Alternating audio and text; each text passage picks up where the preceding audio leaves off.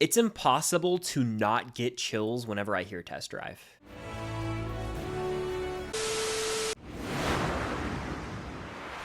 What's going on, guys? I'm Chris, and welcome back to another video. So today I've got my review of the How to Train Your Dragon live-action remake. This movie hits theaters this Friday, and I was able to see it early, so these are going to be my honest thoughts on the movie. Now, before I get into this, hit that like button, comment down below your thoughts on the movie if you've seen it, as well as your predictions or expectations if you have not yet watched it, and of course, subscribe to that notification bell to help reach my goal of 150,000 subscribers here on the channel. I mean, quite a bit. Now, if I sound a little different, it's because I'm under the weather. I wanted to address that up front. Regardless, we move, and so I've had a couple days to think on this movie, and I got a lot to say. All right, I'll start with the pros. It's weird to even address the pros, though, because it's like I'm just addressing the 2010 film with a different font.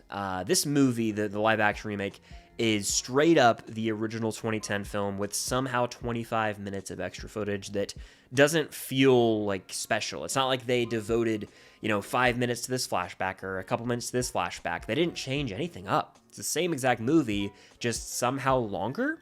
So when it comes to the pros, I mean, yeah, the story's fantastic, just like in the original. The character arcs are all there, and there are some rewarding moments as a viewer. The iconic Test Drive score plays, and they hit on all the major beats of the first. It just feels like the lesser version. It's very evident this movie was made to A, try and make $1 billion, and B, also promote Epic Universe. Like, when we went and saw the movie, Epic Universe had an ad play right before the press screening, which is rare for ads like that to play. But I imagine they're doing that at every single screening of this movie across the US in order to promote the new Universal theme park down in Orlando. And so the timing was right because, again, promoting a theme park, but also it's trying to make a lot of money because the first movie came out 15 years ago. You can't look at me with a straight face and seriously tell me that this movie deserves a live-action remake 15 years after it came out. I feel similarly about Moana. That's even more egregious. I'll talk about that whenever that live-action remake comes out, but this movie came out in 2010. It's not like it came out in the 90s or even, hell, the 50s,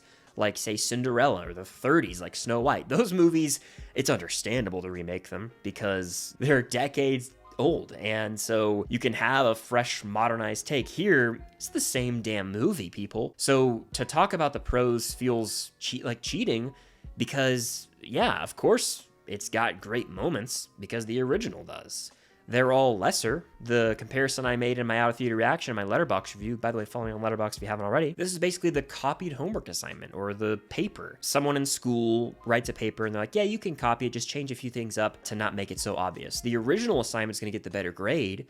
The copycat assignment is going to get a worse grade, and that's basically what this movie is. The score will give you chills at times. Some of the VFX work for the dragons is cool stuff. If you've seen Game of Thrones, you kind of know what you're getting into with stuff like that.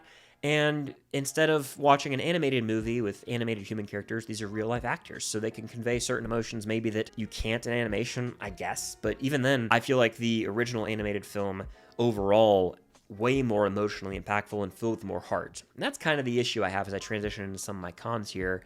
This movie really is not necessarily heartless, because I think inherently the How to Train Your Dragon story is just so uplifting, but the intentions behind the movie are a little questionable because, again, it's been only 15 years since the first came out, and so you go and make this movie, and I guess the argument is, oh, this is a new generation's How to Train Your Dragon, so kids now can experience the movie, but to me, that completely disregards the original film, and also that concept, I believe, is dangerous, because that's incentivizing filmmakers and studios to say, hey, I know we have this movie from 2005 or 2010 or 2015 even, but you know what? That's 10 years old. Let's put a new one out in theaters, basically just copy our own work, re-release it, and try and make more money off it. Why not? It's saying, hey, don't go watch the original. To me, we should be getting movies from these studios that are originals. Like, let's get another How to Train Your Dragon for a new generation. Let's get another Moana for a new generation that's not Moana, that's not How to Train Your Dragon. Think of original ideas. Like,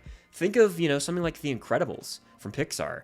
Original concept. Pixar consistently puts out original concepts. DreamWorks, Shrek, How to Train Your Dragon, Kung Fu Panda, original ideas. We don't need to be remaking those movies. We need to be making new original ideas that can be like Kung Fu Panda, like How to Train Your Dragon was for people who are grown-ups now. We don't need to just repeat the same movies. Like, that's dangerous, in my opinion. And that's how I feel, and I worry that the movie How to Train Your Dragon, the success of it, this live-action remake, could spark this new era of, hey, let's remake everything.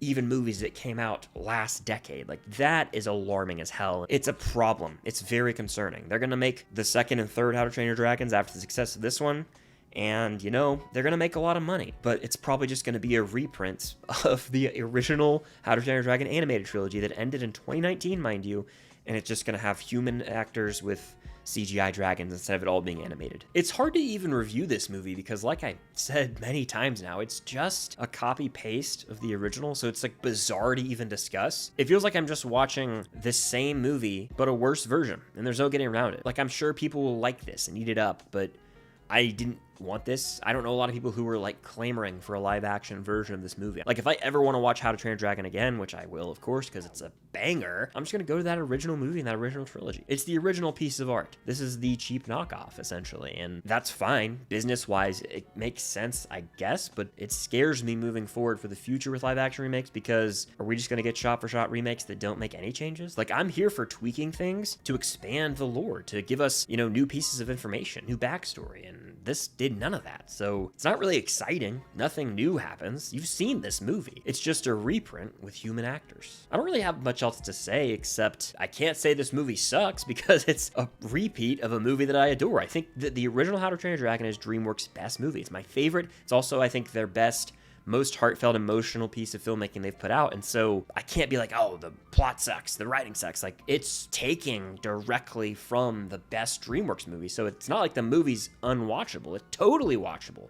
You can have a good time with it even. It's just we live in a world where there's a better original version of this film. So I don't know why this exists, except to make a load of money, and it's going to. So it's a very strange movie to review. It's a strange, I guess, situation to even discuss. Unlike any other movie I've had to review, really, that I could think of. Like, I guess maybe The Lion King's the only comparison, but that butchered the original. This doesn't, like, hurt the original movie. It's just there.